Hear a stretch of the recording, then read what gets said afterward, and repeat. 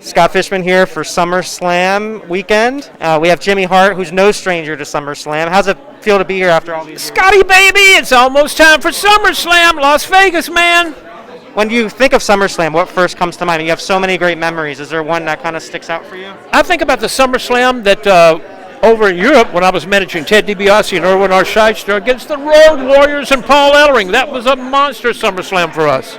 Yeah, and Ted said the same thing, just the energy of the crowd. I mean, how do you compare that energy to anything else that you've kind of been? You've been part of so many crowds over the years.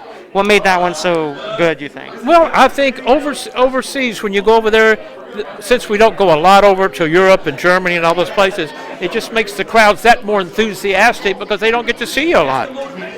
And, managers, I think, is a lost art within today's realm, but we are seeing a little bit more of that. So what do you kind of think of the role of the manager in today's landscape? Well, I love MVP. I love Paul Heyman, of course. You know what I'm saying? And so I think they do a great, great job. It's a little bit different than when we were more hands-on back in our era, when we had Lou Albano and Fred Blassie and all the other managers, and Bobby Heenan, of course. Right.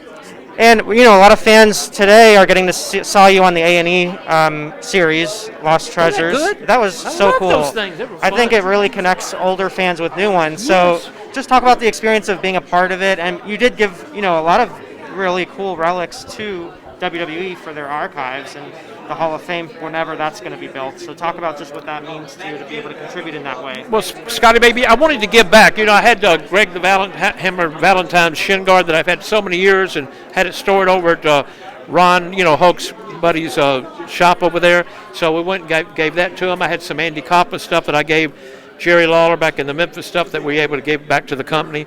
And it's always good to give back, especially priceless stuff if you're a wrestling fan that you grew up watching some of the people that you grew up with have, and so that turned out great.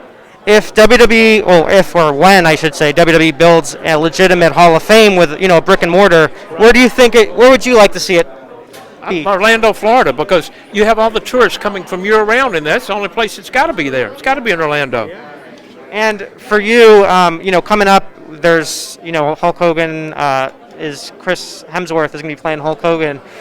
Is there talk of who would you like to play yourself in that kind of scenario on TV? That's a good question on that. You know what? I'm not sure who I'd like to do that.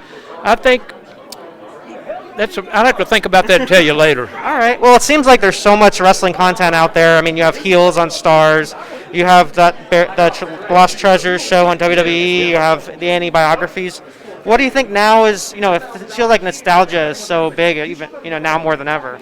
Well, it's always been pretty cool and everything else, but, when you think about it, when you think of some of the rock groups, you still think of the older rock. You think of Van Halen, you think of Metallica, you think of a lot of those groups back then. And it takes time for a lot of the newer groups to get established. The same thing with us. We've been around for a long time, but the wrestling fans are so loyal. The WWE universe is, So I'm just blessed to still be doing what I love doing. I'm glad to be going out doing these junkets for you guys, Scotty, talking about the product now. There's so much great young talent out there. And like I said, we've got a great school in Orlando, Florida that's training everybody. So we're on top of the world, baby. All right. Well, thank you so much, Jimmy. I really appreciate it. And maybe one time I could step into your business. I know you have a restaurant. We have a restaurant, Hogan's Hangout, which is down in Orlando, down in Tampa, Florida. And then, of course, he's got his big gift shop down there. It's been there for 9 years. So I said, Hook, you must have been doing something right.